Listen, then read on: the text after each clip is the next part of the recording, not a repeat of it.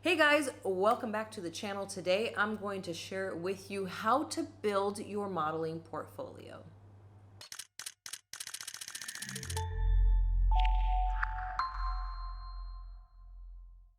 All right guys, Allie here with NGM Modeling, and we do get a lot of questions about portfolios, and so let's talk about what should go into a portfolio. So what types of pictures should you have? You should definitely have a variety of headshots, and you should also have a variety of full body shots. Now in these you should also have smiling and not smiling, and you'll also have lifestyle, you'll have headshot style, you'll have commercial, and you'll have fashion, and in some cases even like a high fashion type look as well, if you are able to get enough collaboration options to be able to do that. So you have lots of different things that are going into the portfolio. You want to have a good mix of all of these things because you're going to look different and there's going to be different project possibilities,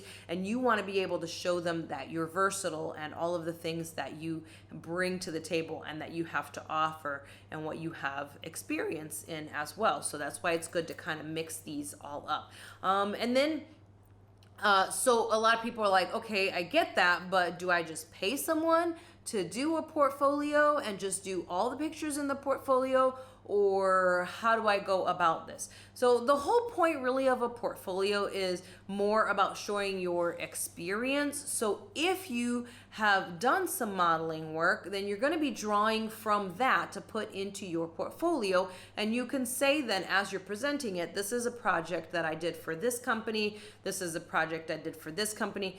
But if you are just getting started and you want to have a portfolio, then you would contact a photographer to work with to get you what you want to put into your portfolio. But another way that you can do that is through collaborations, and you can collaborate with a photographer. Look for somebody who's looking to practice some of the shots that you're looking for, especially if you're looking for something like high fashion, or if you're looking for even commercial type look.